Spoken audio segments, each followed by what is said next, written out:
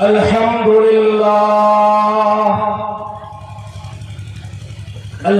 لله نحمده ونستعينه ونستغفره ونؤمن به ونتوكل عليه ونعوذ بالله من شرور أنفسنا ومن سيئات أعمالنا من يهده الله فلا مضل له ومن يضلل فلا هادي له ونشهد أن لا إله إلا الله وحده لا شريك له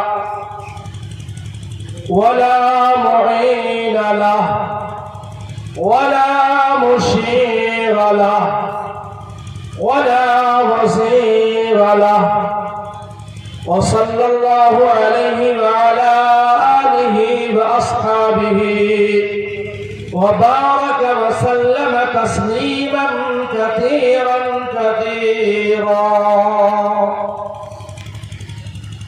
فأعوذ بالله من الشيطان الرجيم بسم الله الرحمن الرحيم إن يوم الفصل كان ميقاتا يوم ينفخ في الصور فتأتون أفواجا وفتحت السماء فكانت أبوابا وسجرت الجبال فكانت سرابا وقال تعالى في موضع آخر كل من عليها فان ويبقى وجه ربك ذو الجلال والإكرام وقال في موضع آخر إذا الشمس كفرت وإذا النجوم انكدرت وإذا الجبال سجرت وإذا العشار عطلت صدق الله العظيم. وقال النبي صلى الله عليه وسلم اغدوا عالما أو متعلما أو مستمعا أو محبا ولا تكن الخامسة أن تبغز العلم وأهله أو كما قال عليه الصلاة والسلام. میرے بھائیوں بزرگوں اور عزت مآب ہماری پیاری ماں اور بہنوں اور اسٹیج پر جلوہ افروز علماء ربانیین حضرت مولانا محمد سراج صاحب ندوی حضرت مولانا جمیل اختر صاحب دامت برکاتہم اور مولانا محمد آزاد صاحب دامت برکاتہم اور اسی طریقے سے ہمارے معزز مہمانان عزیز بچوں اور پردہ میں بیٹھی عزت مآب ہماری ماں اور بہنوں، آج یہ جامعہ فیض العلوم پاتا باڑی کا ایک انتہائی فضل و احتشام کے ساتھ جلسہ منعقد کیا گیا ہے اور آپ انتہائی شوق و جذبے کے ساتھ علماء ربانیین کے بیان کو سننے کے لیے اپنے تمام تر مشغولیات کو چھوڑ کر اپنے تمام مصروفیات کو چھوڑ کر آپ پنڈال میں تشریف لائے ہیں. ان علماء ربانیین کی محبت میں، ان عزیز طلباء کی محبت میں ان مہمان رسول کی محبت میں آپ تشریف لائے ہیں. ہم تمام علماء ربانیین آپ کا تہہ دل سے شکریہ ادا کرتے ہیں. میرے بھائیوں اور بزرگوں، اس وقت جو میں نے قرآن کریم کی متعدد آیات پڑھی ہے، ان آیات کے اندر اللہ رب العزت نے اس وقت یعنی قیامت کے ہولناک منظر کو بیان کیا ہے کہ جس وقت میں یہ زمین، یہ آسمان، یہ چاند، یہ سورج، یہ ستارے، یہ شجر و حجر، تمام کے تمام چیزیں ختم ہو جائیں گی. اللہ رب العالمین نے جب انسان کو پیدا فرمایا ہے تو انسان کے دنیا میں رہنے کی بھی ایک وقت میعاد ہے، ایک وقت مقرر ہے، اس کی ایک زندگی ہے، اس کی ایک عمر ہے. اس عمر کے پورے کرنے کے بعد وہ انسان کو اللہ رب العالمین اپنے پاس بلا لیتے ہیں. اسی طریقے سے جتنے بھی جاندار ہیں، جتنی بھی حیوانات ہیں، جتنی بھی نباتات ہیں، ان تمام چیزوں کی عمریں اللہ کے نزدیک متعین ہے. جب اس کا وقت پورا ہو جاتا ہے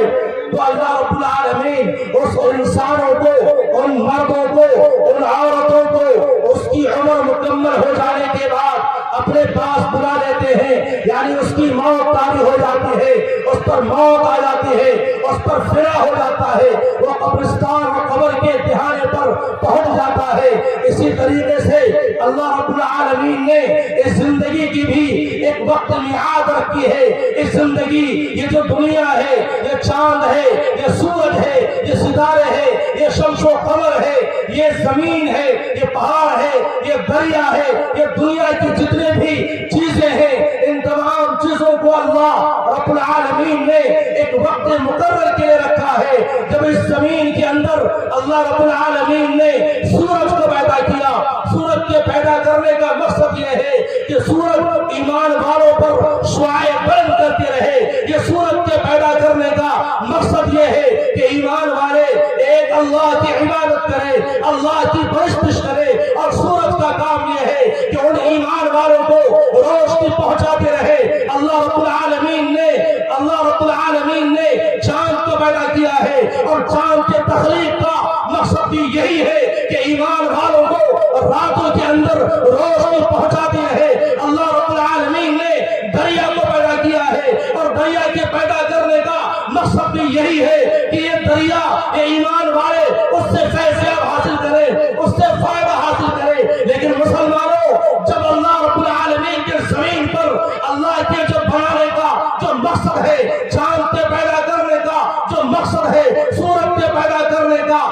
جو مقصد ہے، اگر وہ زمین پر ان کا مقصد فوت ہو جائے گا، یعنی زمین پر اگر عیاشی شروع ہو جائے گی، اللہ کے زمین پر روحانیت کا بازار گرم ہو جائے گا، اللہ کے زمین پر اگر لوگ ناچ گانے، فلمیں، ڈرامے دیکھنا شروع کر دیں گے، اللہ کے زمین پر گندی گندی تصویریں دیکھنا شروع کر دیں گے، اگر اللہ کے زمین پر بیٹھ کر غلط طریقے سے موبائلوں کا استعمال کریں گے، ناچ اور گانے سنیں گے، تو ایک وقت آئے گا کہ اللہ رب العالمین زمین کو، آسمان کو، چاند کو، سورج کو، ستارے کو، تمام چیزوں کو فنا کر دیں گے.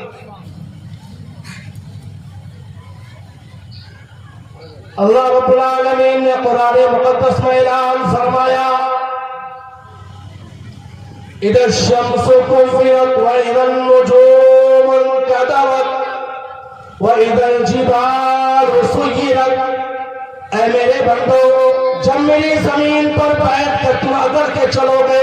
جب تم میری زمین پر میری نافرمانیاں کرو گے، میری سرزمین پر بیٹھ کر میرے رسول کے بتائے ہوئے طریقے کے خلاف زندگی گزارو گے، اگر تم عریانی شروع کر دو گے، ناچ گانے میں ملوث ہو جاؤ گے، شراب خوری کو عام رواج دے دو گے، جوا سب میں مبتلا ہو جاؤ گے، جھوٹ کا بازار گرم ہو جائے گا، دغا بازی شروع ہو جائے گی، تو ایک وقت ایسا آئے گا کہ ہم نے زمین کے اوپر، ہم نے آسمان کے اوپر جو ہم نے سورج کو پیدا کیا ہے، ہم نے آسمان کے اوپر جو ہم نے چاند کو لگایا ہے، ہم نے جو ستارے کو لگایا ہے، ہم سورج کی زمین کو بے منور کر دیں گے، اس کی روشنی کو ختم کر دیں گے.